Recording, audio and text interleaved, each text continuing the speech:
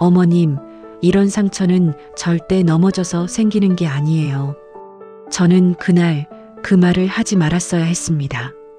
하지만 30년간 간호사로 살아온 제가 어떻게 그런 명백한 거짓말을 그냥 넘어갈 수 있었겠어요? 2023년 11월 어느 추운 월요일 아침 새벽 5시 30분 알람이 울리기 전에 눈이 떠졌습니다. 10년째 같은 시간이었어요. 68세가 된 몸이지만 생체 리듬만은 정확했죠. 반지하 원룸의 작은 창문으로 새어 들어오는 희미한 빛을 보며 하루를 시작했어요. 세면대 앞 거울에 비친 제 모습은 그냥 평범한 늙은 여자였습니다. 구부정한 어깨, 주름진 얼굴, 거친 손. 10년 전까지만 해도 나는 박정희 수간호사였는데, 하지만 그런 생각은 금세 머릿속에서 지웠어요. 과거는 과거일 뿐이니까요. 6시 정각, 선한 요양원으로 향했습니다. 가을 끝자락에 찬 바람이 뺨을 스쳤어요. 버스 안에서 창밖을 바라보며 오늘도 똑같은 하루가 시작되겠구나 생각했죠. 박정희 씨, 오늘도 일찍 오셨네요. 경비 아저씨가 반갑게 인사해 주셨어요. 이곳에서 저를 사람 취급해주는 몇 안 되는 분 중 한 명이셔서 고마웠습니다. 네, 안녕하세요. 1층 로비를 지나 직원 탈의실로 향했어요. 벽에 걸린 선한 요양원 가족 같은 사랑으로 라는 슬로건을 보며 씁쓸하게 웃었습니다. 가족 같은 사랑이라. 정말 웃기는 소리야. 낡은 청소복으로 갈아입고 2층 복도 청소부터 시작했어요. 걸레를 짜는 소리, 바닥을 닦는 소리만이 조용한 새벽 복도에 울려 퍼졌습니다. 7시가 되자 요양원의 생기가 돌기 시작했어요. 간호사들이 출근하고 환자분들도 하나둘 깨어나셨죠. 박정희 씨, 아직도 2층 청소 안 끝났어요? 벌써 7시가 넘었는데. 이민정 간호팀장의 날카로운 목소리가 복도에 울렸어요. 38세의 그녀는 항상 완벽한 간호복 차림의 차가운 표정을 하고 있었습니다. 죄송합니다. 금방 마무리할게요. 저는 고개를 숙이며 대답했어요. 10년간 이런 식으로 대화해 왔거든요. 청소부 주제에 너무 꼼꼼하게 하려고 하지 마세요. 시간만 오래 걸리고 빨리빨리 해치우면 되는 거 아닌가요? 청소부 주제에. 그 말이 가슴에 바늘처럼 꽂혔어요. 하지만 표정은 바꾸지 않았습니다. 이미 익숙해진 말이었거든요. 네, 알겠습니다. 이민정이 발걸음을 돌리며 중얼거렸어요. 정말 나이만 먹었지 하는 일도 제대로 못하고. 나이만 먹었다고? 내가 30년간 얼마나 많은 환자들을 살렸는데. 하지만 그런 말은 할 수 없었어요. 지금의 저는 그냥 박정희 청소부일 뿐이니까요. 복도 청소를 마치고 각 병실 청소를 시작했어요. 203호실은 홍순자 할머니가 계신 방이었습니다. 83세의 홍 할머니는 치매 증상이 있으셨지만 가끔 맑은 순간들이 있어서 저와 짧은 대화를 나누곤 했어요. 할머니, 청소할게요. 문을 살짝 열고 들어갔는데 홍 할머니가 침대에 앉아 계셨어요. 그런데 뭔가 이상했습니다. 평소보다 표정이 어둡고 몸을 살짝 웅크리고 계셨거든요. 할머니, 괜찮으세요? 가까이 다가가자 홍 할머니가 저를 보며 눈물을 글썽이셨어요. 아파요. 여기가 아파요. 할머니가 왼쪽 팔을 가리키시더라고요. 잠옷 소매를 살짝 걷어보니 이건 뭐지? 온몸에 소름이 돋았어요. 홍 할머니의 팔에 선명한 멍 자국들이 있었거든요. 그것도 하나가 아니라 여러 개. 그리고 그 모양이. 이건 손가락 자국이야. 누군가가 세게 잡은 거야. 30년간 간호사로 일하면서 수없이 본 모습이었어요. 환자를 거칠게 다뤘을 때 생기는 전형적인 상처였습니다. 할머니, 이거 언제부터 아프셨어요? 어제, 아니 그제, 잘 모르겠어요. 머리가 아파서. 홍 할머니의 목소리가 떨렸어요. 그런데 그때 뒤에서 날카로운 목소리가 들렸습니다. 거기서 뭐 하세요? 돌아보니 이민정 팀장이 서 있었어요. 언제 들어온 건지 모르겠지만 표정이 싸늘했습니다. 아, 청소하다가 할머니가 아프다고 하셔서. 홍 할머니는 치매가 심해서 자주 헛소리를 하세요. 신경 쓰지 마시고 청소나 하세요. 헛소리라고? 이 명백한 상처를? 그런데 팔에 멍이 있는 것 같은데요. 제가 조심스럽게 말하자 이민정의 표정이 더욱 차갑게 변했어요. 아, 그거요? 어제 화장실 가다가 넘어지셨어요. 치매 환자들이 자주 그래요. 균형 감각이 떨어져서 넘어져서 생긴 상처라고요? 제가 30년간 간호사로 일하면서 쌓은 경험이 말하고 있었어요. 저건 절대 넘어져서 생기는 상처가 아니라고. 그런데 모양이 좀 이상한 것 같은데. 박정혜 씨. 이민정이 제 이름을 부르는 목소리가 얼음처럼 차가웠어요. 청소부가 의료진의 판단에 왈가왈부할 일이 아니라고 생각하는데요. 청소부가. 또 그 말이었어요. 그리고 환자분 앞에서 불안하게 만드는 소리 하지 마세요. 홍 할머니, 괜찮으시죠? 그냥 넘어져서 조금 다치신 거예요. 홍 할머니는 이민정을 보자 몸을 더욱 움츠러뜨렸어요. 마치 무서워하는 것처럼. 네. 할머니의 떨리는 목소리를 듣는 순간 가슴이 미어졌어요. 자, 박정혜 씨는 청소나 하시고 저는 할머니 검진해 드릴게요. 이민정이 의료용 가방을 꺼내며 말했어요. 그 순간 홍 할머니가 제 손을 꼭 잡았습니다. 안 가요. 할머니, 검진 받으셔야 해요. 빨리 나가세요, 박정혜 씨. 이민정의 목소리가 더욱 날카로워졌어요. 저는 홍 할머니의 간절한 눈빛을 마지막으로 보고 방을 나올 수밖에 없었습니다. 복도에서 청소용 수레를 밀고 가면서도 203호실 문 쪽을 자꾸 돌아봤어요. 안에서 무슨 일이 일어나고 있는 걸까요? 내가 뭘 할 수 있는데? 나는 그냥 청소부일 뿐인데. 하지만 30년간 쌓인 간호사의 직감이 계속 경고하고 있었어요. 홍 할머니에게 뭔가 잘못된 일이 일어나고 있다고. 하루 일을 마치고 집에 돌아왔어요. 피곤한 몸을 침대에 던지며 오늘 있었던 일을 곱씹어 봤습니다. 홍 할머니의 팔에 있던 그 상처들. 분명히 누군가가 힘으로 잡아서 생긴 자국이었어요. 그리고 이민정을 봤을 때 홍 할머니가 보인 두려운 표정. 30년 전의 나라면 절대 그냥 넘어가지 않았을 텐데. 서랍을 열어보니 30년 전 간호사 시절 물건들이 나왔어요. 낡은 간호사 모자, 청진기, 그리고 수간호사 시절 받은 감사패들. 박정혜 수간호사. 그땐 모든 사람들이 내 말을 믿어줬는데. 하지만 지금의 저는 그냥 박정희 청소부예요. 아무도 제 말에 귀 기울이지 않죠. 창밖을 보니 밤이 깊어가고 있었어요. 내일도 똑같은 하루가 기다리고 있을 거예요. 청소하고 무시당하고 입 다물고. 그런데 홍 할머니는 괜찮으실까? 그 생각이 머릿속에서 떠나지 않았어요. 혹시 지금도 누군가에게 해를 당하고 계시는 건 아닐까요? 자정이 넘어서 잠이 오지 않았어요. 계속 홍 할머니 생각만 났거든요.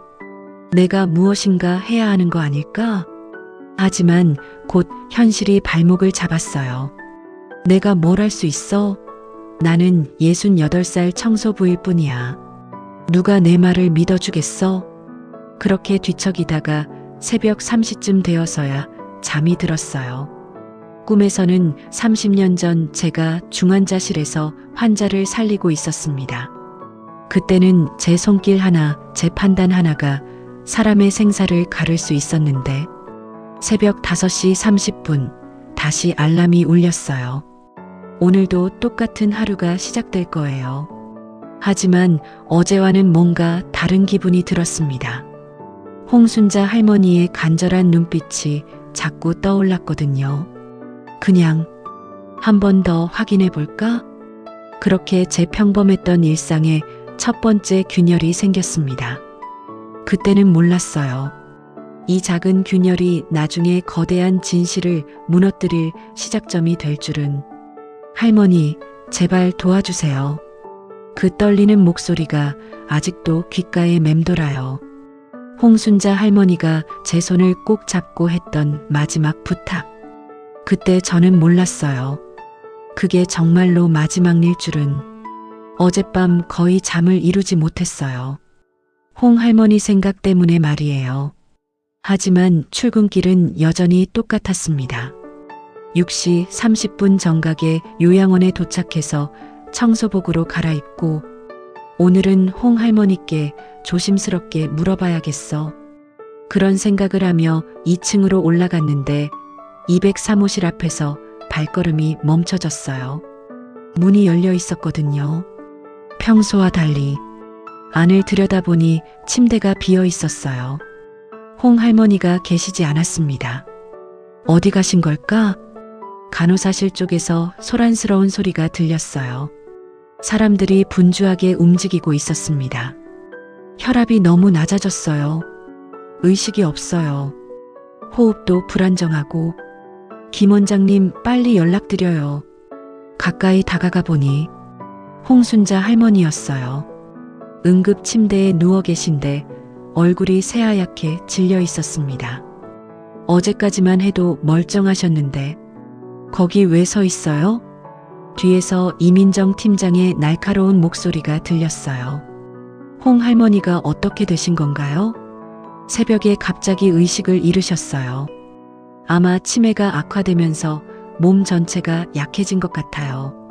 치매 때문에 갑자기 의식을 잃는다고요? 30년 간호사 생활에서 그런 경우는 본 적이 없었는데 어제는 괜찮으셨던 것 같은데. 박정혜 씨, 지금은 응급 상황이에요. 방해하지 마시고 청소나 하세요. 또 청소나 하라는 거야. 하지만 지금은 말다툼할 때가 아니었어요. 홍 할머니의 상태가 너무 심각해 보였거든요. 잠시 후 김현수 원장이 급하게 들어왔어요.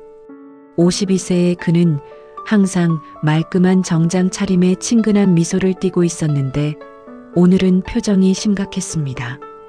상황이 어때요? 혈압 60에 40, 맥박도 불규칙해요. 호흡은 얕고 빨라졌고요. 김 원장이 홍 할머니를 진찰하더니 고개를 끄덕였어요. 전반적인 신체 기능이 급격히 저하된 것 같네요. 나이가 있으시니까. 신체 기능 저하라고? 어제까지만 해도. 원장님, 어제까지는 정말 괜찮으셨는데요.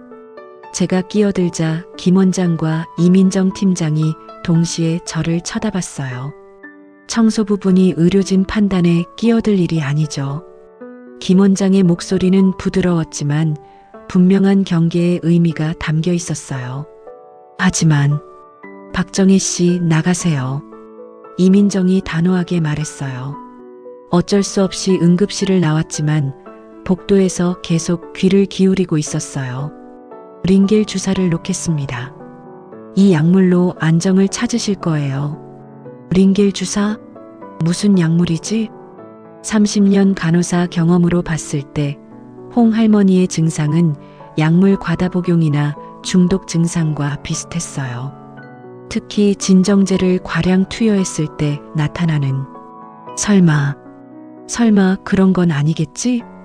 하지만 의심은 계속 커져갔어요. 점심시간이 되어 간호사들이 식당으로 내려간 사이 저는 간호사 스테이션 근처를 청소하고 있었어요. 혹시나 해서 홍 할머니의 의료 기록을 살짝 들여다봤습니다. 이상해. 어젯밤 투약 기록을 보니 수면제가 2배나 많이 기록되어 있었어요.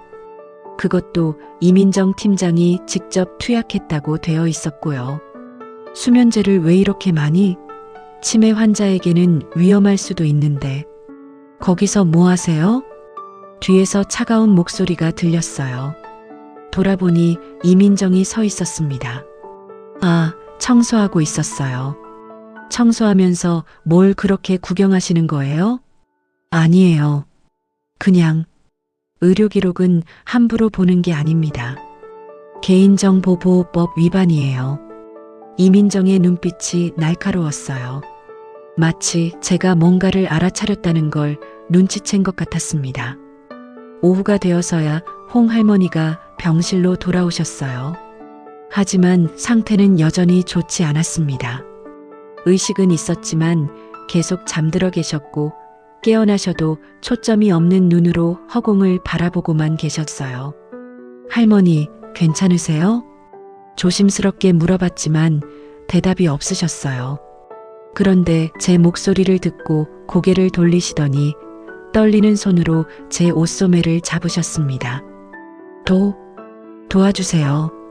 너무 작은 목소리여서 거의 들리지 않을 정도였어요. 네, 뭐라고 하셨어요?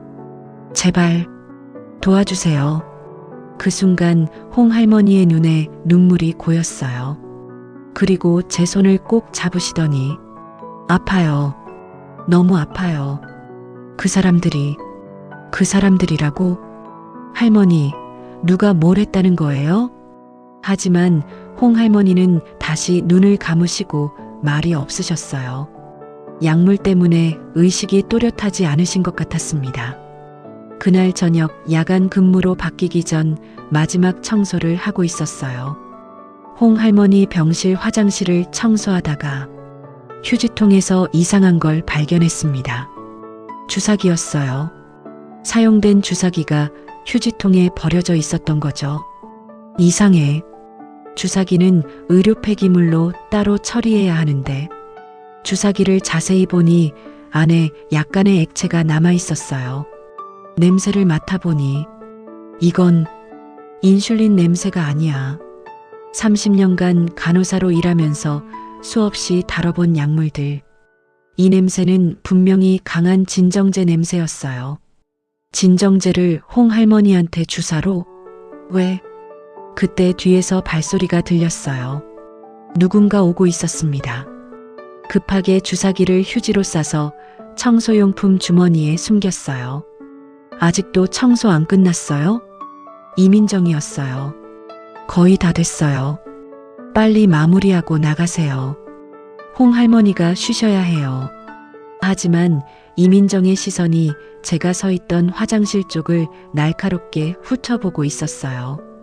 혹시 뭔가 눈치챈 걸까? 집에 돌아와서 숨겨온 주사기를 다시 꺼내봤어요.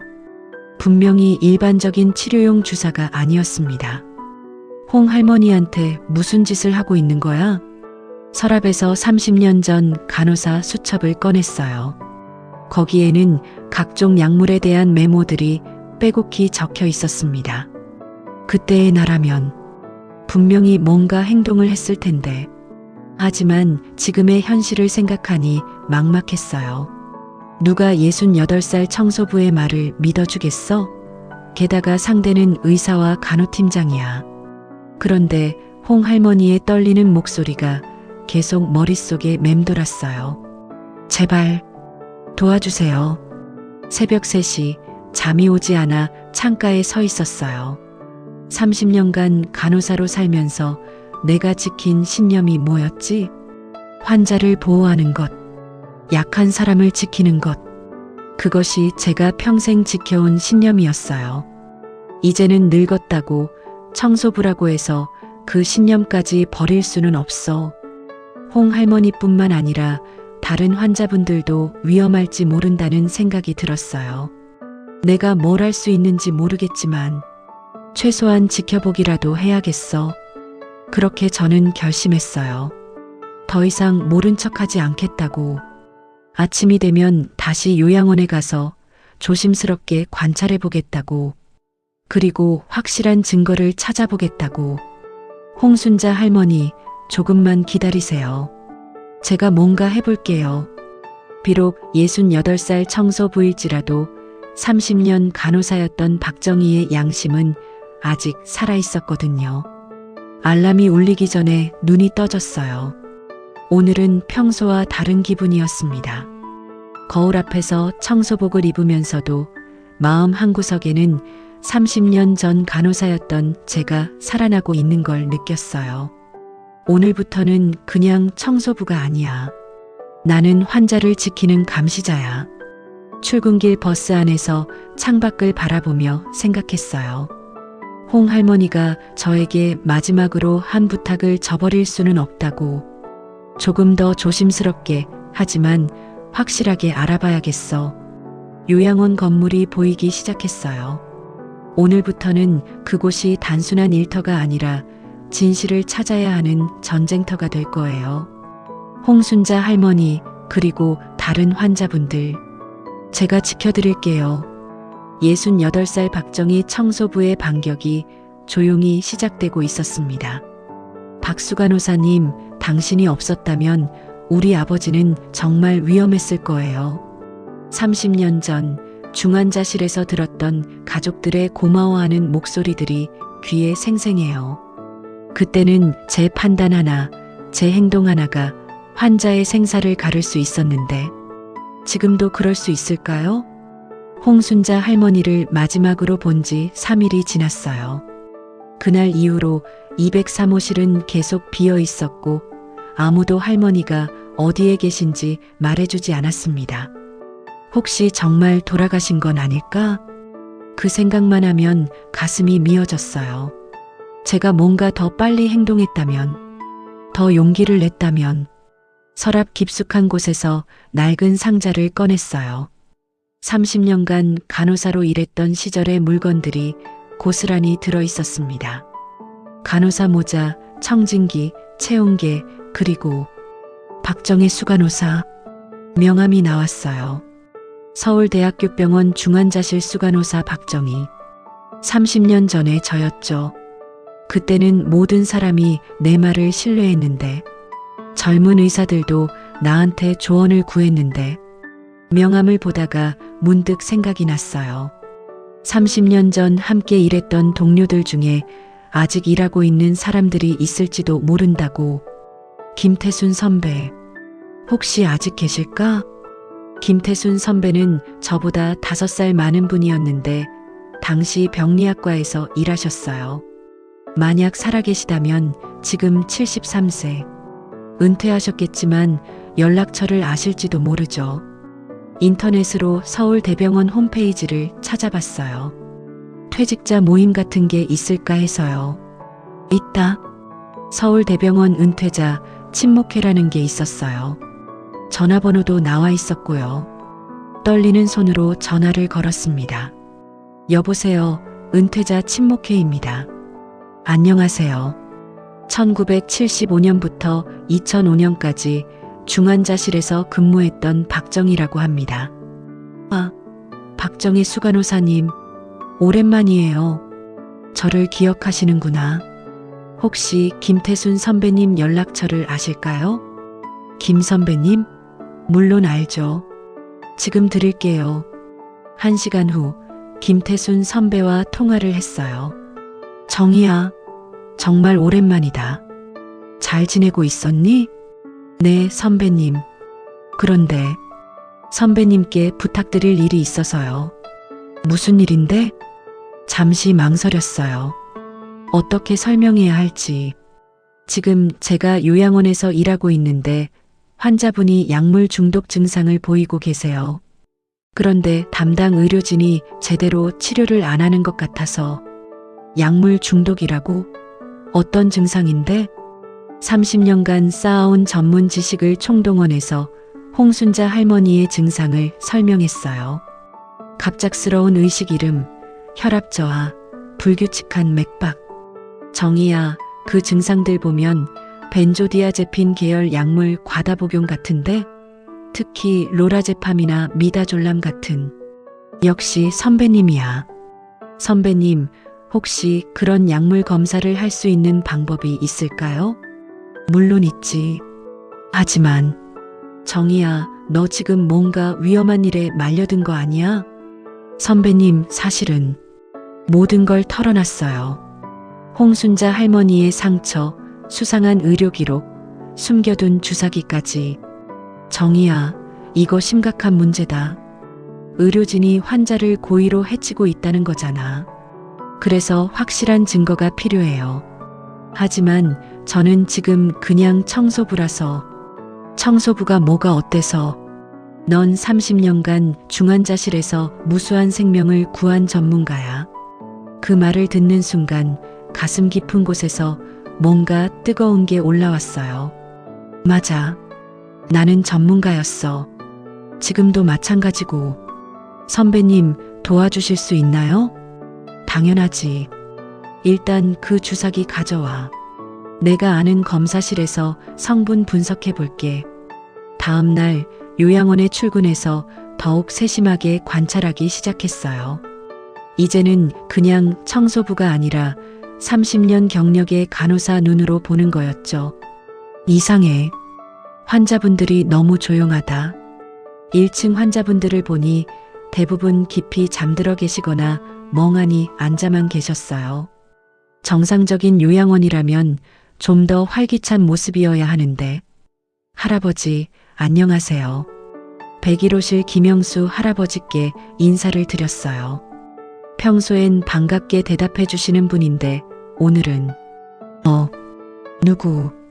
누구세요? 이상해. 작년까지만 해도 치매 증상이 없으셨는데 다른 환자분들도 마찬가지였어요. 모두 의식이 흐릿하고 반응이 둔했습니다. 설마 모든 환자분들에게 과도한 진정제를? 점심시간 간호사들이 모두 식당에 간 사이에 간호사 스테이션에서 환자들의 의료 기록을 살펴봤어요. 역시 모든 환자의 투약 기록에 수면제와 진정제가 과도하게 많았어요. 그것도 이민정 팀장이 직접 투약한 것들이 대부분이었고요. 거기서 뭐 하세요? 또 뒤에서 이민정의 목소리가 들렸어요. 이번엔 더욱 차갑게. 청소하고 있었어요. 청소하면서 의료 기록을 왜 보세요? 저번에도 그러시더니. 이민정이 천천히 다가왔어요. 그 눈빛이 예전과 달리 위협적이었습니다. 박정혜 씨, 혹시 뭔가 오해하고 계시는 건 아니죠? 무슨 오해요? 우리 의료진들이 뭔가 잘못하고 있다고 생각하시는 건 아니겠죠? 완전히 눈치챘구나. 아니에요. 그냥 좋아요. 그런데 박정혜 씨, 혹시 아세요? 개인정보보호법 위반하면 처벌받는다는 거. 협박이었어요. 노골적인 협박. 그리고 근로계약 해지 사유가 될 수도 있어요. 10년 동안 성실히 일해오신 분이니까 안타깝긴 하지만 해고 위협까지. 그날 밤 집에서 김태순 선배님께 전화했어요.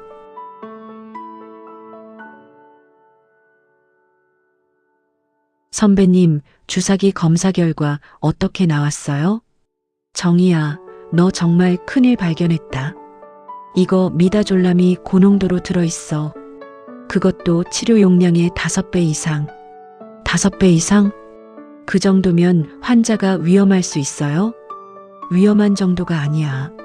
노인에게는 생명에 위험할 수 있는 농도야. 그 순간 모든 게 명확해졌어요. 그들이 정말로 환자들을 해치고 있다. 선배님, 이제 어떻게 해야 할까요? 정희야, 넌 이미 충분한 증거를 가지고 있어. 하지만 더 확실한 증거가 필요하다면. 뭔가요? 직접 현장을 잡아야 해. 그들이 실제로 과도한 약물을 투여하는 순간을. 서랍에서 30년 전 간호사 수첩을 꺼냈어요. 거기에는 각종 응급상황 대처법과 약물 관련 지식들이 빼곡히 적혀 있었습니다. 이제 진짜 시작이야. 계획을 세우기 시작했어요. 1. 환자들의 정확한 투약 시간 파악. 2. 이민정이 약물을 준비하는 과정 관찰. 3. 실제 투약하는 순간 몰래 촬영. 4. 전문가 네트워크를 통한 검증.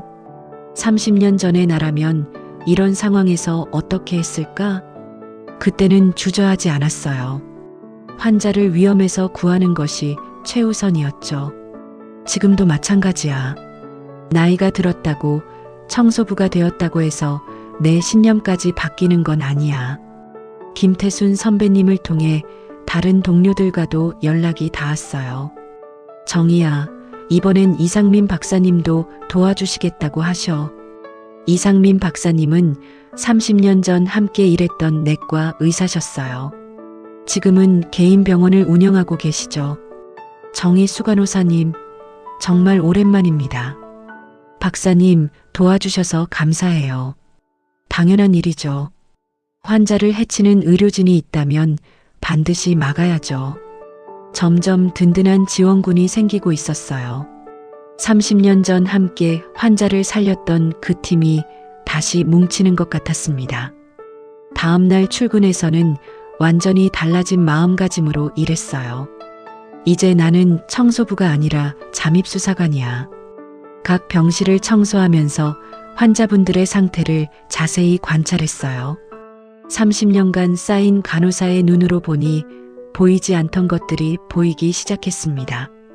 102호실 박철수 할아버지 마이너스 과도한 진정 상태, 입 주변에 침 흔적 파킨슨병 약물 부작용 의심, 104호실 이영희 할머니 마이너스 비정상적인 혈압 저하, 손끝이 차가움 혈관 확장제, 과다 복용 의심, 106호실 최순덕 할머니 마이너스 심한 탈수 증상, 소변량 감소 이뇨제 남용 의심.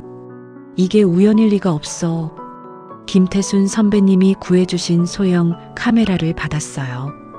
이걸로 결정적 증거를 잡아야 해. 하지만 정희야, 절대 무리하지 마. 위험하면 바로 그만둬. 알겠어요, 선배님. 저도 이제 68살이잖아요. 무리하지 않을게요. 하지만 마음속으론 다짐했어요. 이번이 마지막 기회일지도 모르겠어. 홍순자 할머니처럼 다른 환자분들도 위험해지기 전에 반드시 막아야 해. 그날 밤 거울 앞에서 청소복을 입으며 생각했어요. 박정희, 넌 30년간 무수한 환자들을 살렸어. 지금이 그 경험을 사용할 때야. 내일부터는 본격적으로 그들의 범행 현장을 잡을 거예요. 68살 청소부가 아니라 30년 경력의 전문 간호사로서 말이에요. 새벽 5시 30분, 평상시와 같은 시간에 일어났어요. 하지만 오늘은 완전히 다른 사람이 된 기분이었습니다. 오늘부터는 진짜 전쟁이야. 소형 카메라를 청소용품 주머니에 숨기고 30년 전 간호사 시절 배운 모든 기술을 머릿속으로 정리했어요. 환자 관찰법, 약물 작용 메커니즘, 응급상황 대처법. 모든 걸 기억하고 있어. 30년이 지났어도 내 손은 기억하고 있어. 요양원으로 향하는 버스 안에서 창밖을 바라보며 다짐했어요. 홍순자 할머니, 그리고 모든 환자분들. 제가 반드시 지켜드릴게요. 이제 정말로 박정희 수간호사의 마지막 전투가 시작될 거예요. 할머니, 저도 의심하고 있었어요. 하지만 혼자서는 어쩔 수 없었거든요. 누군가 제 편이 되어준다는 것. 68년을 살면서 이렇게 감사한 적이 또 있었을까요? 특히 그 사람이 요양원 내부의 사람이라면. 홍순자 할머니가 사라진 지 일주일이 지났어요. 이민정 팀장은 다른 병원으로 전원했다고 했지만 어느 병원인지는 끝내 말해주지 않았습니다. 정말 살아계실까? 아니면 생각만 해도 가슴이 미어졌어요. 오늘도 평상시처럼 청소를 하고 있었는데 새로운 간호사가 눈에 띄었어요. 35세 정도로 보이는 남성이었는데 표정이 어딘가 불안해 보였습니다. 안녕하세요. 최민호라고 합니다. 복도에서 마주쳤을 때 그가 먼저 인사를 건넸어요. 요양원 직원 중에 저에게 먼저 인사하는 사람은 드물었거든요. 네, 안녕하세요. 박정희예요. 청소 업무 하시는 거죠? 늘 일찍 오셔서 열심히 일하시더라고요. 이상해. 왜 이렇게 친절하지? 며칠 동안 최민호 간호사를 지켜봤어요. 다른 직원들과는 확실히 달랐습니다. 환자들에게 진심으로 친절했고 이민정 팀장의 지시를 받을 때마다 뭔가 불편해하는 표정을 짓더라고요. 어느 날 오후 백사호실에서 청소를 하고 있는데 최민호가 들어왔어요. 이영희 할머니, 약 드실 시간이에요. 그런데 이상한 일이 일어났어요. 최민호가 약을 준비하다가 갑자기 멈춰서더니 약봉지를 자세히 들여다보는 거예요. 뭘 그렇게 보지? 할머니, 잠깐만 기다려주세요. 최민호가 약봉지를 들고 나갔어요. 잠시 후 돌아왔는데 손에 든 약이 처음과 달랐습니다. 약을 바꿨나? 그 후로 최민호의 행동을 더 자세히 관찰했어요. 어느 날은 이민정이 준비한 주사를 받아들고서는 화장실에 가더니 나올 때는 다른 주사기를 들고 나왔어요. 또 어느 날은 환자 차트를 몰래 사진 찍는 걸 봤습니다. 이 사람 뭔가 수상해. 하지만 수상한 것이 나쁜 방향은 아닌 것 같았어요. 오히려 혹시 나처럼 뭔가 의심하고 있는 건 아닐까? 그날도 평상시처럼 청소를 하고 있었는데 약물 준비실 앞을 지나다가 이상한 대화를 들었어요. 최민호 씨, 102호실 박철수 환자 약 좀 가져다 주세요. 이민정의 목소리였어요. 네, 알겠습니다. 최민호가 약을 받아들고 나가더니 잠시 후 다시 돌아왔어요. 팀장님, 이 약 용량이 좀 많은 것 같은데요? 뭐가요? 벤조디아제핀 계열이 15mg이나 되네요. 노인 환자에게는 보통 5mg 이하로. 벤조디아제핀? 그거 진정제잖아. 최민호 씨, 의사 처방 전에 따라 하는 거예요. 간호사가 의사 처방에 이의 제기하는 건가요? 이민정의 목소리가 차가워졌어요. 아니에요. 죄송합니다. 최민호가 고개를 숙였지만 표정이 좋지 않았어요. 그날 저녁 청소를 마치고 나가려는데 최민호가 따라왔어요. 박정희 씨, 잠깐 이야기 좀 할 수 있을까요? 뭔 이야기지? 네, 뭔데요? 여기서는 안 되고. 혹시 근처 카페에서 잠깐. 뭔가 심각한 표정이었어요. 요양원 근처 작은 카페에서 마주 앉았어요. 최민호가 커피를 시키더니 조심스럽게 입을 열었습니다. 할머니, 혹시 이상한 걸 느끼신 적 없으세요? 뭐가요? 요양원에서 환자들 상태가 이상하다고 생각해 본 적 없으세요? 이 사람 정말로 뭔가 알고 있구나. 왜 그런 걸 물어보세요? 저 사실 간호사 된 지 얼마 안 됐거든요. 그래서 확신이 서지 않았는데 최민호가 주변을 둘러보더니 목소리를 낮춰 말했어요. 환자들한테 투여하는 약물이 너무 과하다는 생각이 들어요. 어떤 약물이요? 진정제, 수면제, 혈압약. 모든 게 정상 용량의 2~3배예요. 특히 이민정 팀장이 직접 처방하는 것들은. 역시 그랬구나. 그런데 왜 저한테 이런 이야기를 하세요? 할머니가 계속 환자들을 걱정하시는 걸 봤거든요. 그리고 최민호가 잠시 망설이더니 말했어요. 203호실 홍순자 할머니. 할머니께서 그분을 많이 걱정하셨죠? 홍 할머니 이야기구나. 네, 그런데 홍 할머니가 어떻게 되신 건가요? 그게 사실 전원 관계 아니에요. 뭐라고? 돌아가셨어요. 그날 밤에 온몸이 얼어붙는 것 같았어요. 돌아가셨다고요? 네. 약물 과다 복용으로. 하지만 공식적으로는 자연사로 처리됐어요. 내가 더 빨리 행동했다면. 할머니, 괜찮으세요? 안색이 안 좋아 보여요. 아니에요. 그냥 홍 할머니가 저한테 도와달라고 하셨거든요. 도와달라고요? 제가 그날의 이야기를 들려줬어요. 홍 할머니의 상처, 간절한 부탁, 그리고 제가 아무것도 해주지 못했다는 죄책감까지. 할머니, 혹시 과거에 의료 관련 일을 하신 적 있으세요? 어떻게 알았지? 왜 그렇게 생각하세요? 환자 상태를 보시는 눈이 일반인과는 다르거든요. 그리고 의학 용어도 잘 아시고 더 이상 숨길 이유가 없었어요. 30년간 간호사였어요. 서울대병원 중환자실에서. 정말요? 최민호의 눈이 크게 떠졌어요. 그럼 지금 상황을 완전히 이해하시는 거네요. 네. 그래서 더 괴로워요. 알면서도 막지 못했으니까. 할머니, 이제 혼자가 아니에요. 최민호가 제 손을 잡더니 말했어요. 저도 의심하고 있었어요. 하지만 혼자서는 어쩔 수 없었거든요. 증거도 부족하고 누가 믿어주겠어요?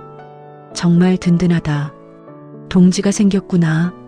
민호 씨, 내부에서 어떤 일들이 일어나고 있는지 더 자세히 알 수 있나요? 네. 사실 제가 몇 주 동안 기록해 둔 게 있어요. 최민호가 휴대폰을 꺼내더니 보여줬어요. 환자별 투약 기록, 이상 증상 발생 시간, 이민정과 김 원장의 수상한 대화 내용들. 이걸 다 기록해뒀다고요? 네. 하지만 이걸로는 부족해요. 더 확실한 증거가 필요해요. 어떤 증거요? 실제로 약물을 과다 투여하는 현장을 잡아야 해요. 그리고 그들의 동기도 알아내야 하고요. 동기라면? 돈이에요, 할머니. 보험금. 최민호가 설명해줬어요. 환자들이 빨리 악화되면 보험금 청구할 수 있는 의료행위가 늘어나거든요. 그리고 환자가 사망하면 보험금도 나오고. 정말 악독하구나.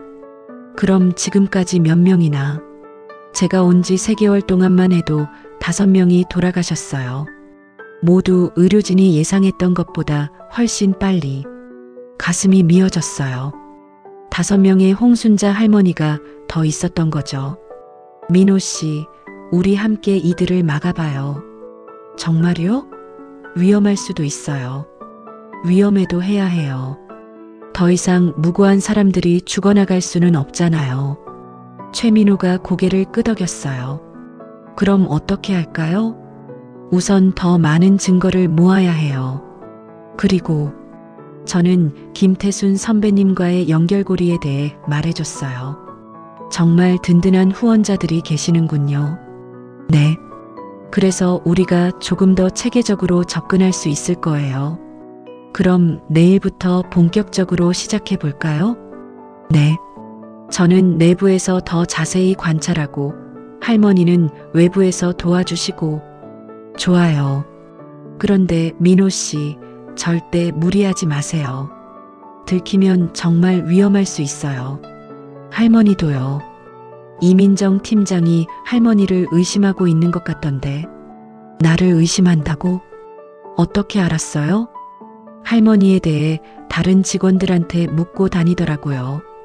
과거 경력이나 가족관계 같은 것들. 정말 위험한 상황이었어요. 하지만 이제 물러설 수는 없었습니다. 카페를 나오면서 최민호가 말했어요. 할머니, 정말 다행이에요. 뭐가요? 할머니 같은 분이 계셔서요. 혼자였다면 정말 힘들었을 거예요. 저도 마찬가지였어요. 이 젊은 간호사가 없었다면 계속 혼자서 괴로워했을 거예요. 민호 씨도 고마워요. 용기 내서 저한테 말해줘서. 내일부터 진짜 시작이네요. 네. 홍순자 할머니를 비롯해서 돌아가신 분들을 위해서라도 꼭 성공해야 해요. 그날 밤 집으로 돌아가는 길에 하늘을 올려다봤어요. 홍순자 할머니, 조금만 더 기다려주세요. 꼭 정의를 실현해 드릴게요. 이제 혼자가 아니었어요. 믿을 만한 동료가 생겼고 전문가들의 지원도 있었습니다. 68살 청소부와 35살 신입 간호사의 특별한 동맹이 시작된 거죠. 박정희 씨, 이제 그만둬야겠네요. 더 이상은 위험해요. 그 순간 저는 깨달았어요. 우리의 계획이 발각되었다는 걸, 그리고 진짜 위험이 시작되었다는 걸. 최민호와 함께한 지 2주가 지났어요. 그동안 우리는 놀라운 발견들을 해냈습니다. 환자 12명의 투약 기록 분석, 의심스러운 사망 사례 7건, 그리고 보험금 청구 내역까지. 모든 것이 우리의 의심을 뒷받침하고 있었어요. 이제 거의 다 왔어. 김태순 선배님을 통해 확보한 전문가 의견서도 완성되었고, 최민호가 몰래 촬영한 영상들도 상당했습니다. 그날 아침 선배님께서 전화를 주셨어요. 정희야, 드디어 결정적 증거를 찾았다. 정말요? 뭔가요? 내가 보낸 혈액 샘플들 분석 결과가 나왔는데 모든 환자에게서 치료 용량을 초과하는 약물이 검출됐어. 역시 그랬구나. 그리고 이상민 박사님이 보험금 청구 기록도 조사해 봤는데 이 요양원의 청구 금액이 다른 곳에 3배나 돼. 3배나요? 그래. 이건 명백한 보험 사기야. 이제 경찰에 신고해도 충분한 증거가 있어. 그날 저녁 최민호와 만나서 마지막 계획을 세웠어요. 할머니, 이제 정말 마지막 단계예요. 네. 내일 경찰에 신고할 거예요. 그런데 한 가지 더 확실하게 하고 싶은 게 있어요. 뭔가요? 이민정 팀장이 실제로 과다 투약하는 현장을 직접 잡는 거예요. 위험하지 않을까? 너무 위험할 것 같은데. 내일이 마지막 기회일 것 같아요. 106호실 최순떡 할머니가 위험한 상황이거든요. 최민호의 설명을 들으니 상황이 심각했어요. 최순떡 할머니께서 어제부터 계속 의식이 흐릿하세요. 그런데 이민정 팀장이 오늘 밤에 특별한 치료를 한다고 했거든요. 특별한 치료라니. 혹시 홍순자 할머니처럼? 네. 그럴 가능성이 높아요. 더 이상 망설일 수 없었어요. 그럼 오늘 밤에 현장을 잡아야겠네요. 네. 하지만 정말 조심해야 해요. 밤 11시 요양원에 몰래 들어갔어요. 청소부로 10년간 일했으니까 건물의 구조는 손바닥보다 잘 알고 있었거든요. 최민호는 야간 근무였고 저는 비상계단을 통해 2층으로 올라갔습니다. 복도가 조용했어요. 환자들은 모두 잠들어 계시고 간호사실에만 불이 켜져 있었습니다. 106호실로 가야겠어. 106호실 문 앞에 도착했을 때 안에서 소리가 들렸어요. 이제 끝이에요, 할머니. 이민정의 목소리였어요. 문틈으로 살짝 들여다보니 끔찍한 광경이었습니다. 이민정이 주사기를 들고 있었고 최순떡 할머니는 의식이 없는 채로 침대에 누워 계셨어요. 지금 당장 막아야 해. 하지만 그 순간 뒤에서 누군가가 제 어깨를 잡았어요. 거기서 뭐 하세요? 돌아보니 김현수 원장이었어요. 그런데 평소의 친근한 모습은 온데간데였고 표정이 차가웠습니다. 아, 청소하러 왔어요. 밤 11시에 청소요? 박정혜 씨, 거짓말하지 마세요. 김 원장이 제 손에서 소형 카메라를 빼앗았어요. 이게 뭐죠? 완전히 들켰구나. 그리고 최민호 간호사랑 무슨 이야기를 했는지도 다 알고 있어요. 그때 방 안에서 이민정이 나왔어요. 원장님, 이 할머니가 우리를 감시하고 있었어요. 역시 그렇군요. 더 이상 숨길 것도 없었어요. 그래요. 당신들이 환자를 해치는 걸 막으려고 했어요. 환자를 해친다고요? 김 원장이 웃었어요. 하지만 그 웃음이 소름 끼쳤습니다. 우리는 치료하고 있는 거예요. 치료라고요? 과다한 약물로 환자를 죽이는 게 치료예요? 박정혜 씨, 당신이 뭘 안다고 그런 말을 하나요? 이제 정체를 밝힐 때야. 30년간 간호사였어요. 서울대병원 중환자실 수간호사. 그 말을 듣는 순간 김 원장과 이민정의 표정이 변했어요. 간호사였다고요? 네. 그래서 당신들이 무슨 짓을 하고 있는지 다 알아요. 이민정이 비웃었어요. 그래서 어쩌려고요? 증거라도 있어요? 있어요. 뭐가 있는데요? 혈액 분석 결과, 투약 기록, 보험금 청구 내역, 그리고 당신들의 범행 영상까지. 김 원장의 얼굴이 일그러졌어요.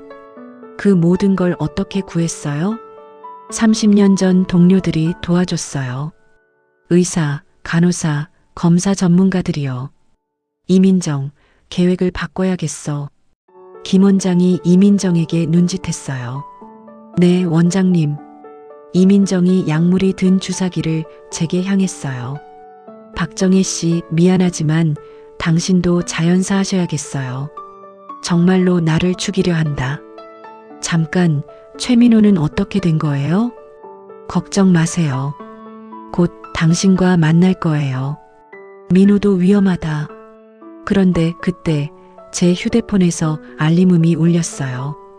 김태순 선배님이 보낸 메시지였습니다. 정희야, 지금 경찰이 그쪽으로 향하고 있어. 조금만 버텨. 선배님이 경찰을 불렀구나. 이미 늦었어요. 경찰이 오고 있거든요. 거짓말 하지 마세요.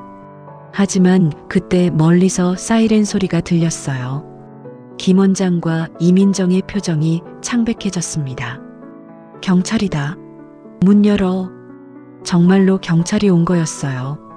김 원장이 당황해하며 이민정을 보더니 말했어요. 계획을 실행해. 빨리. 이민정이 주사기를 들고 저에게 다가왔어요. 이대로 끝나는 건가? 그런데 그때 갑자기 문이 열리면서 최민호가 들어왔어요. 할머니. 최민호가 이민정의 손에서 주사기를 빼앗으려고 했고 그 과정에서 주사기가 바닥에 떨어져 깨져버렸어요. 최민호, 너 어떡해? 이민정 씨, 당신 체포돼요. 그때 경찰들이 몰려들어왔어요. 김현수, 이민정, 의료법 위반 및 살인 혐의로 체포합니다. 드디어 끝났구나. 김 원장이 마지막으로 저를 보며 말했어요. 박정희, 당신이 우리를 망쳤어. 아니에요. 당신들이 스스로를 망친 거예요. 경찰 조사가 시작되었고 우리가 모은 모든 증거가 제출되었어요. 최민호가 제게 와서 말했어요. 할머니, 정말 대단해요. 고마워요, 민호 씨. 당신이 없었으면 불가능했을 거예요. 서로 도운 거죠. 그날 새벽 요양원을 나서면서 하늘을 바라봤어요. 홍순자 할머니, 이제 편히 쉬세요. 정의가 실현됐어요. 106호실 최순덕 할머니는 응급실로 이송되어 제대로 치료를 받았어요. 박정희 씨, 이제 끝났어요. 더 이상 버틸 수 없을 것 같아요. 최민호의 떨리는 목소리가 귓가에 맴돌아요. 그 순간 저는 깨달았어요. 우리가 너무 성급했다는 걸, 그리고 상대를 과소평가했다는 걸. 경찰이 왔던 그날 밤 이후 모든 게 급속도로 나빠졌어요. 김현수 원장과 이민정은 체포되었지만 48시간 만에 석방되었습니다. 증거 불충분이라는 이유였어요. 어떻게 이런 일이. 할머니, 큰일 났어요. 최민호가 급하게 전화를 걸어왔어요. 뭐가요? 증거들이 다 사라졌어요. 의료 기록도, 제가 찍은 영상들도, 모든 게 없어졌어요. 더 충격적인 건 그 다음이었어요. 그리고, 할머니, 죄송해요. 뭐가요? 저, 해고됐어요. 아니, 해고가 아니라, 스스로 그만두라고 하더라고요. 왜요? 증거를 조작했다고, 환자에게 해를 끼쳤다고, 그런 식으로 몰고 가더라고요. 이럴 수가. 민호 씨, 괜찮아요? 아니에요, 할머니. 전혀 괜찮지 않아요. 최민호의 목소리에서 절망감이 느껴졌어요. 그리고 할머니한테도 연락이 올 거예요. 조심하세요. 다음 날 아침 정말로 요양원에서 연락이 왔어요. 박정혜 씨, 원장님이 보자고 하세요. 원장실에 들어가니 김현수 원장이 앉아 있었어요. 48시간 전 체포되었던 사람이 태연하게 자리에 있다니. 박정혜 씨, 앉으세요. 먼저 사과드려요. 며칠 전 일은 큰 오해였어요. 오해라고? 하지만 안타깝게도 박정혜 씨가 근무 중에 부적절한 행동을 했다는 신고가 들어왔어요. 무슨 신고요? 환자 몰래 촬영, 의료기록 무단 열람, 그리고 환자에게 해를 끼치려 했다는. 거짓말이야. 모든 게 거짓말이야. 그래서 유감스럽지만 오늘부로 근로계약을 해지해야겠어요. 요양원에서 나오는 길, 다리에 힘이 풀렸어요. 10년간 일한 곳에서 이렇게 쫓겨나다니. 더 절망적인 건 제가 의지할 곳이 없어졌다는 거였어요. 최민호는 해고됐고 김태순 선배님께 전화를 걸어봐도 받지 않으셨어요. 무슨 일이지? 선배님이 전화를 안 받다니. 이상민 박사님께도 연락해봤지만 마찬가지였어요. 그날 저녁 드디어 김태순 선배님이 전화를 받으셨어요. 정희야. 목소리가 많이 위축되어 있었어요. 선배님, 왜 전화를 안 받으셨어요? 미안해, 정희야. 큰일이 났어. 뭐가요? 김현수 원장 쪽에서 우리한테 압력을 넣고 있어. 압력이라고? 어떤 압력이요? 의료진 면허 취소, 병원 운영 정지, 온갖 협박을 하고 있어. 그럴 권한이 있나요? 없어. 하지만 그들 뒤에 더 큰 세력이 있는 것 같아. 선배님의 설명을 들으니 상황이 생각보다 훨씬 심각했어요. 정희야, 이건 단순히 한 요양원의 문제가 아니야. 무슨 뜻이에요? 비슷한 수법으로 운영되는 요양원이 전국에 10개가 넘어 모두 같은 그룹이 운영하고 있고 보건복지부 일부 공무원들도 연루되어 있는 것 같아. 그렇게 큰 조직이었다니. 그럼 우리가 상대할 수 있는 게 아니네요. 그래서 미안하지만 정희야, 이제 그만두는 게 좋을 것 같아. 선배님, 너무 위험해. 이미 우리 모두 감시받고 있어. 해고된 지 일주일이 지나자 현실적인 문제들이 밀려왔어요. 월 150만 원 하던 급여가 끊어지니까 생활비 문제가 심각해졌습니다. 반지하 월세도 밀릴 것 같은데.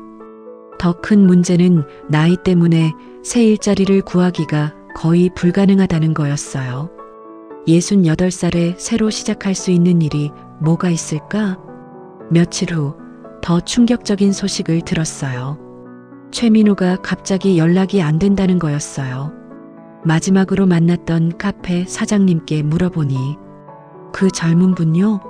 며칠 전에 와서 급하게 어디론가 떠난다고 하더라고요. 어디로요? 글쎄요. 표정이 많이 안 좋았어요. 무서워하는 것 같았고 민호까지 사라졌다니. 그날 밤 반지하 방에서 혼자 앉아 생각했어요. 이게 현실이야. 권력 앞에서는 정의도 소용없어. 30년 간호사 경력도 확실한 증거도 전문가들의 도움도 모든 게 무력했어요.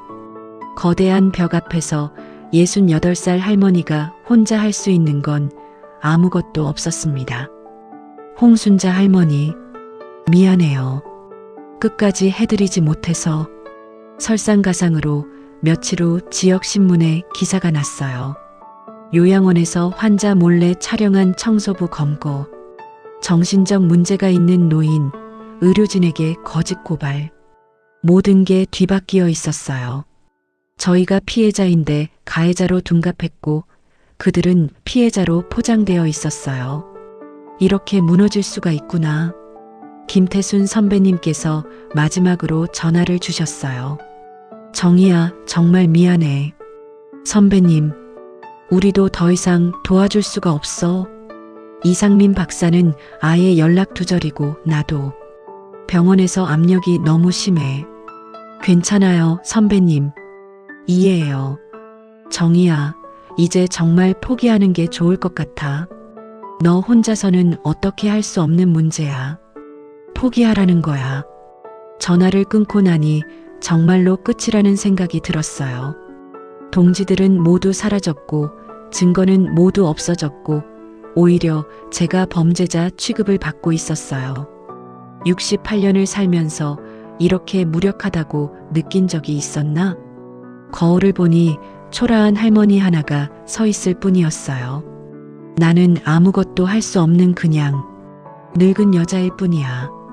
그런데 잠들기 전 서랍에서 홍순자 할머니가 마지막에 저에게 건넸던 작은 메모가 나왔어요. 고마워요. 할머니가 유일한 희망이었어요. 손글씨로 떨리게 쓰여진 그 메모를 보는 순간 가슴이 미어졌어요. 그래도 포기할 수는 없어. 비록 모든 게 무너졌지만 홍순자 할머니와 다른 피해자들을 위해서라도 한 번만 더, 마지막으로 한 번만 더 시도해보자. 그렇게 68살 박정희의 마지막 희망의 불씨가 다시 타오르기 시작했어요. 하지만 이번엔 정말로 혼자였어요. 아무도 도와줄 사람 없이 거대한 악의 조직을 상대해야 했습니다. 어떻게 해야 할까? 정말로 혼자서 할 수 있을까? 그것은 내일의 문제였어요. 오늘은 그냥 너무 힘들었습니다. 30년간 간호사였던 박정희가 마지막으로 할 수 있는 일이 이것뿐이에요. 그 순간 저는 알았어요. 이것이 정말로 마지막 기회라는 걸. 그리고 이번에 실패하면 모든 게 끝난다는 걸. 일주일 동안 계속 생각했어요. 어떻게 하면 혼자서라도 이들을 막을 수 있을까? 그러다 문득 깨달았어요. 내가 지금까지 잘못 생각하고 있었구나. 증거를 모으고 전문가의 도움을 받고 경찰에 신고하고 그런 정당한 방법들은 이미 모두 막혔어요. 상대방이 너무 강력했거든요. 그럼 다른 방법을 써야겠어. 30년간 간호사로 일하면서 배운 가장 중요한 것이 뭐였을까요? 환자를 살리는 것. 그런데 지금 제가 하려는 건 악한 사람들을 처벌하는 거였어요. 순서가 바뀌었던 거죠. 먼저 환자들을 구해야 해. 그것부터 시작하자. 김현수 원장과 이민정을 처벌하는 건 나중 문제고 우선 지금 당장 위험에 처한 환자들을 구해내는 게 먼저였어요. 요양원에서 해고당했지만 10년간 일했던 곳이라 주변 정보는 계속 들어왔어요. 근처 상가 아주머니들, 환자 가족들, 다른 요양원 직원들. 박 언니, 선한 요양원이 요즘 이상하다던데? 뭐가 이상한데요? 환자들이 너무 빨리 돌아가신대. 이번 달에만 벌써 3명이나. 역시 계속되고 있구나. 그런데 어느 날 모르는 번호에서 전화가 왔어요. 혹시 박정희 씨세요? 네, 그런데 누구세요? 말씀드리기 어렵지만. 최민호 간호사 아세요? 민호? 네, 아는데요. 어떻게 됐는지 궁금했어요. 안전한 곳에 있어요. 그런데 할머니께 전하고 싶은 말이 있다고 해서요. 뭔가요? 포기하지 말라고요. 그리고 혼자가 아니라고요. 며칠 후 또 다른 연락이 왔어요. 박정희 할머니세요? 저는 선한 요양원에서 일하는 조리사예요. 네, 안녕하세요. 사실은 할머니가 하시려던 일 알고 있어요. 다른 직원도 알고 있다고? 그리고 저만이 아니라 몇 명이 더 있어요. 모두 이상하다고 생각하고 있었거든요. 정말요? 네. 하지만 혼자서는 무서워서. 그런데 할머니가 용기를 내서 시작하신 걸 보고 저희도 도와드리고 싶어서요. 만나보니 생각보다 많은 사람들이 요양원의 문제를 알고 있었어요. 조리사 박영숙 씨, 청소 담당 김말순 씨, 심지어 경비 아저씨까지. 할머니, 저희는 증거는 못 모으지만 다른 걸 도울 수 있어요. 뭘 도와주실 수 있는데요? 정보요.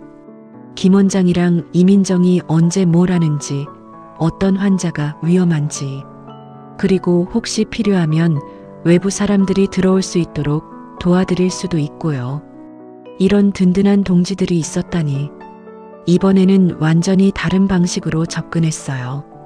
증거를 모으려고 하지 말고 실시간으로 환자를 보호하는 거였어요. 위험한 환자가 있으면 즉시 저에게 연락 주세요. 그럼 제가 가족들에게 알리고 언론에도 제보하고. 그런데 할머니, 그렇게 해서 효과가 있을까요? 있을 거예요. 한두 번은 덮을 수 있어도 계속 문제가 터지면 참을 수 없을 거거든요. 첫 번째 기회가 왔어요. 할머니, 107호실 김철수 할아버지가 위험해요. 오늘 밤에 뭔가 하려는 것 같아요. 즉시 김철수 할아버지의 가족에게 연락했어요. 며느리님, 당장 요양원에 가보세요. 할아버지가 위험해요.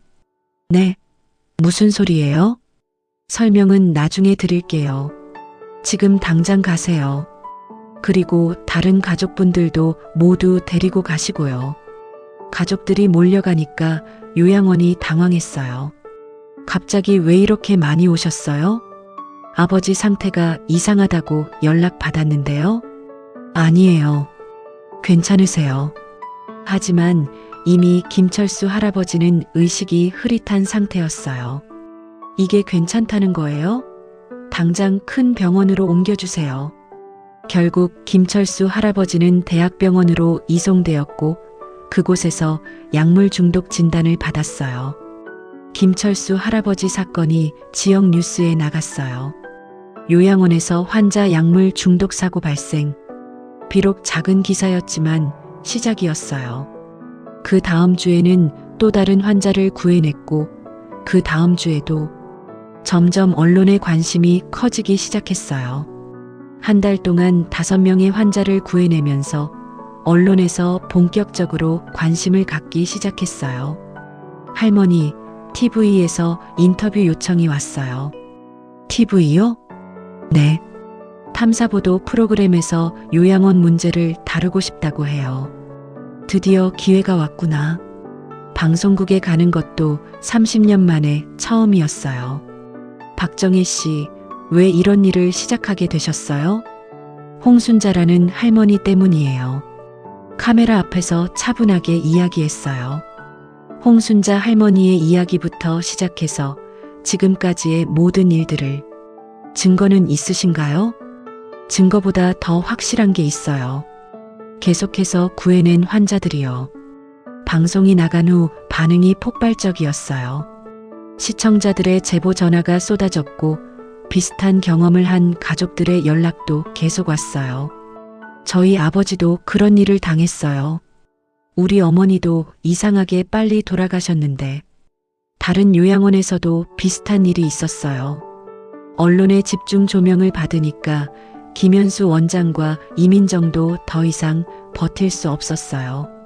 보건복지부에서 특별감사에 들어갔고 검찰에서도 수사를 시작했어요. 이번에는 증거인멸도 불가능했어요. 너무 많은 사람들이 지켜보고 있었거든요. 하지만 진짜 싸움은 이제부터였어요. 김현수와 이민정 뒤에는 정말로 거대한 조직이 있었거든요. 박정희 씨, 조심하세요. 뭘 조심하라는 거예요?